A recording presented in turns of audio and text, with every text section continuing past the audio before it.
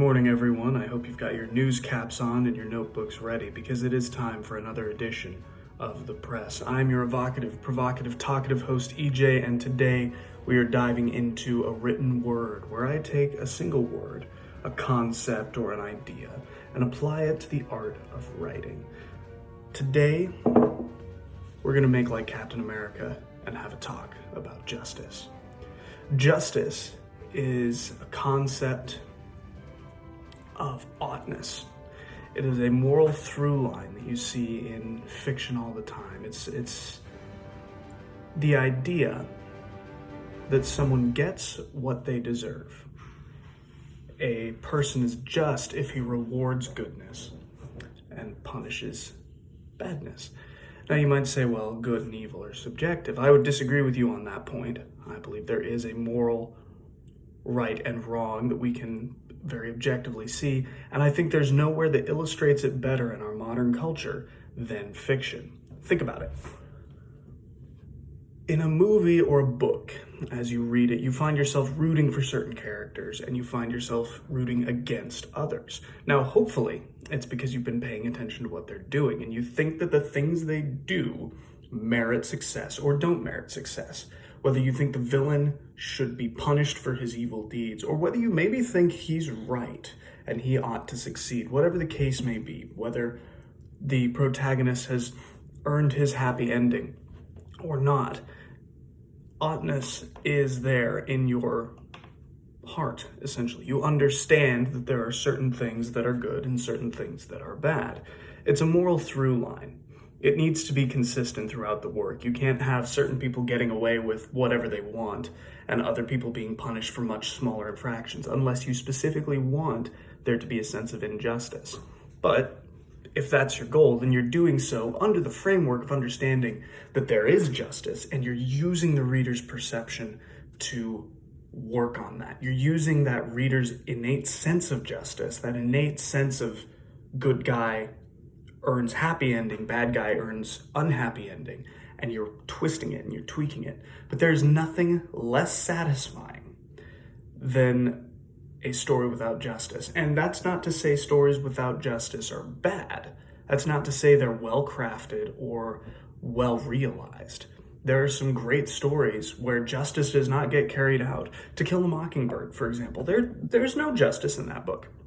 But the author is using it, Harper Lee is using it to display the injustice of the South in her childhood.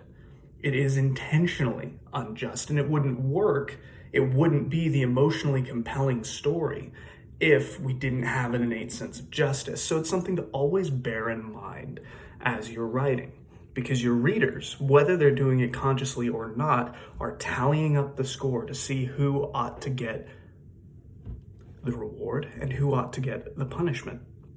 At the end of the day, it's all about getting what they deserve. You know, the boy gets the girl at the end of the rom-com. A great example of justice in a lot of ways is the movie Baby Driver. And I know I said we'd talk about writing, and we'll get to that. But Baby Driver features several characters, all of whom are somewhat morally ambiguous. There's only one truly good character, and it's Deborah, the girl. But a few characters stand out above the rest in terms of getting what they deserve. You have Doc, who, not a good man. You could argue, actually, that Doc is the villain of the film because he's the one who drags Baby into his world of organized crime and repeated heist movies.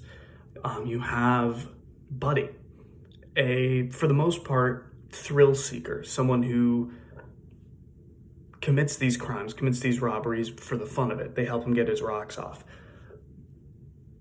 You have Bats, who is in them because he's kill crazy. He at one point tells Buddy, you commit crimes to support a drug habit. I commit a drug habit to support my crime habit. And then, of course, you have Baby, who is a good person, but he still commits these crimes. He still aids and abets these criminals in all their robberies that can end up in people dying. and we see him start to lose control through the film, every single one of those characters gets what they deserve. Deborah, while she doesn't do anything immediately wrong, falls in love with the wrong guy. And so she has to spend the next 5 years alone while she waits for baby to get parole.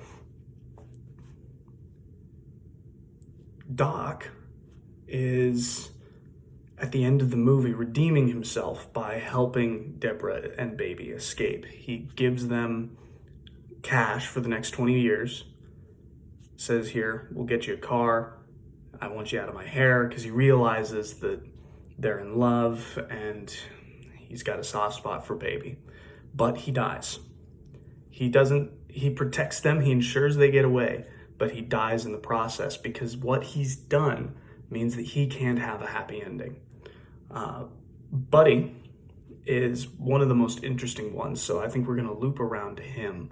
He's the one I want to talk about the most, so I'm gonna wait. But Bats is through and through evil.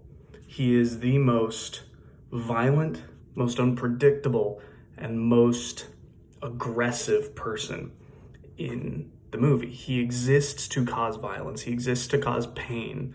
He is only happy when he's being evil.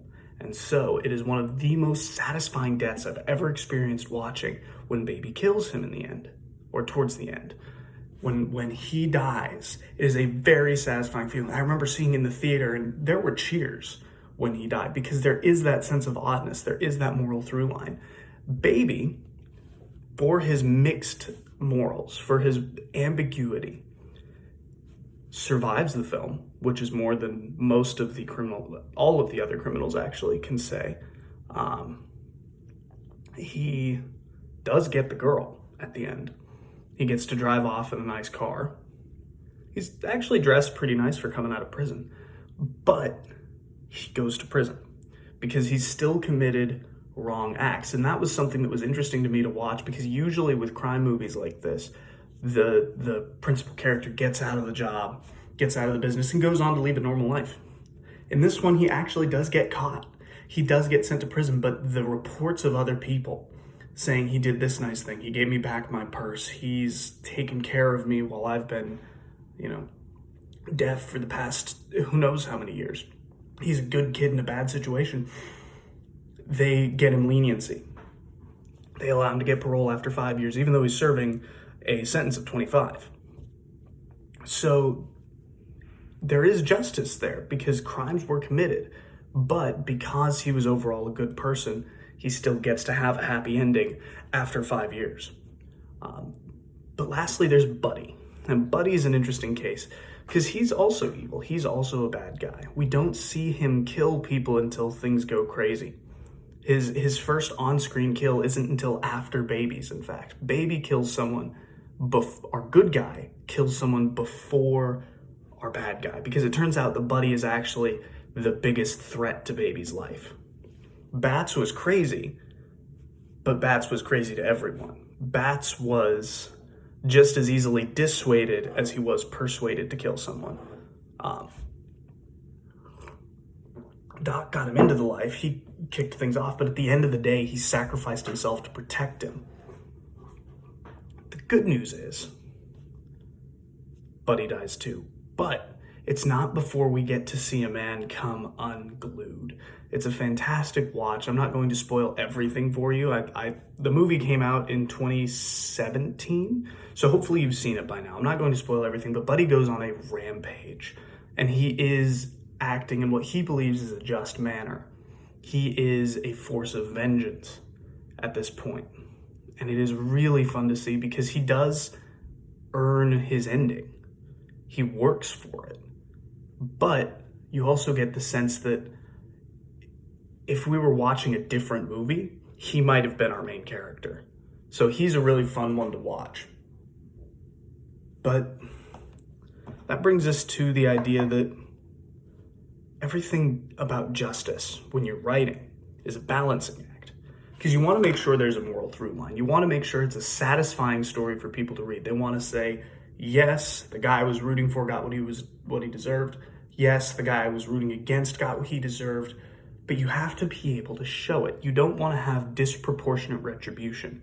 You don't want somebody who's really not done anything wrong up to this point other than looking like a bad guy, getting killed off as the big evil bad guy when he hasn't earned it. You don't want somebody to get a happy ending when they haven't had to work for it, because readers pick up on that as well. They don't just pick up on the general good, bad, but they pick up on the levels of this person worked really hard, had to deal with a whole lot of crap, so they should get a really good ending. Or this person was a little bit evil, did some decent things, they should probably get somewhere in the middle, maybe a little bit of bad, but not a whole, shot at dawn thing. So there's the idea that justice in our perception, our innate ability to just click into these things, our conscience, if you will, when we project it into a book or a movie, it becomes more fluid. Not necessarily in the fact that certain characters are rewarded for things other characters would be punished for from a narrative perspective, but because there are levels of it for the reader.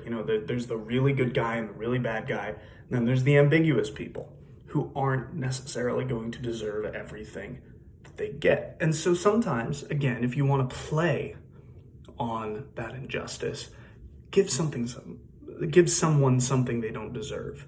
Give someone a gift. Give them some grace. If a character is bad, but you want to maybe start them on the path to good, give them a little grace. Give them the opportunity to grow, because you don't want these characters to stay just, this guy's set all evil all the time, he's never getting out. This guy's set all good all the time, he's never going bad. Give them the opportunity to grow, because your characters might surprise you. I've written villains before who turn around and surprise me as I'm writing them and say, you know what? I want to redeem myself here. And it makes for a more interesting story, because not everybody is an unrepentant sinner. Not everybody is a dyed-in-the-wool saint. Sorry, I just moved in here. There's still a little dust in the air. It's kind of messing with my throat here. But you've got satisfaction. You've got merit. So you've got how much have they earned? Do you want to give them something they haven't earned? And if you do, what are you going to do with it? But then we've got to look at the characters themselves, because justice is a concept not just to the reader and the writer, but in the world of your story. Maybe it isn't. Maybe the point of your story is it's set in a world where justice does not exist. But then you could have a character who seeks to pursue justice. Or maybe you have a world where justice, everything is eye for eye, tooth for tooth. You can't get disproportionate retribution. You also must be retributed. What if you have a character who wants more than equal, who wants to get more than even? Or what if you have a character who doesn't believe they've been dealt with fairly? Justice is going to affect your characters as well, and the justice in the world. I look again to Kill a Mockingbird by Harper Lee. The case affects Scout. She sees the injustice, and she sees the toll it takes on her dad. It affects her character, and it grows her as a result. You also could have characters for whom justice is their driving force. In Taken, where Liam Neeson's daughter disappears. And again, I'm using a movie because it's the first example that comes to mind, and I'm pretty sure everyone's seen it by now. Liam Neeson's daughter is taken, and so he goes on a rampage of revenge to hunt down the men responsible, get his daughter back, whatever the cost may be. Is that just? Are the dozens or hundreds of lives he took just? I'd say no. I'd say it's unjust to take that many lives for one, but I also sympathize. I also understand where he's coming from, and I can say this is not justice, but this is really entertaining, and I would do the same thing in his position. because the story of a father going to save his daughter is compelling. So sometimes justice can be overridden. Sometimes justice is in our perception, in the moment. Because again, you have to think about with Taken. You have to stop and think, does he need to kill dozens of people to get her back? Well, in order to get her back, yes, but did all those dozens of people need to die specifically for that? Or was he karmic justice on them for everything they did? In which case, if we're not looking at it from the stance of he's specifically doing this for his daughter and no one else matters in the entire thing, it's just him, his daughter, and the people who stand between them, it's not just. But when you look at him as an angel of vengeance, then it is. And that's where vengeance and justice as a character goal, as a motivation, can become really compelling. Because then you have characters who are angels of vengeance, who are the penance for all a character's sins, not necessarily just the one that they committed. For example, we don't really get the impression that the Empire is truly evil in Star Wars until they destroy Alderaan. Yes, they're bullies. Yes, they're dressed like stormtroopers, but they don't actually do anything until they destroy Alderaan. They capture a woman who seems to be a rebel, who is not on the side of law and order, who has stolen something as well. So this is a thief and a rebel. They try to stop another thief from leaving the port. They're hunting down their stolen property. And yes, they do kill Owen and Beru. So there we go. There's that first thing. There's Luke's personal reason for stopping the Empire, is the destruction of Owen and Beru and the family farm. But when they destroy Alderaan, he gets a bigger reason, because he wasn't destroyed. Nothing of his was destroyed. But if there was any doubt to the evil of the Empire, it is erased by the destruction of a planet. So he becomes an angel of vengeance. He is visiting the sins of the Empire back on it throughout the course of the story. Even though he is not the personal recipient, we can still root for him, even though he's breaking the law, even though he is a rebel, a murderer, and a scoundrel. We're still rooting for him because the magnitude of evil he's up against is so much higher. And that's not to say Luke is an evil person. He kills people, but he kills people who are trying to kill him. So he's not really a murderer. He is a rebel, but he's a rebel against an evil system and is trying to bring light back into the galaxy. So he's a rebel for a good cause. And at the end of the day, he's up against something so monumentally evil, he can't be anything but a hero for fighting it. But anyway, that's enough rambling on from me. We've looked at justice today as a tool in our writing to evoke emotions in our readers. We've looked at what it requires to evoke that emotional response, the emotional responses that might come up from an imbalance of justice or a balance of justice. We've looked at some examples of how to get justice in morally gray situations. And we've looked at how to, really bring justice to life in the story as well as over the story. So that's all I have for you today. This has been The Written Word with EJ. We're signing off. Hey, did you enjoy the content? Well, go ahead and like the video and subscribe. It'll really help out the channel. Thanks.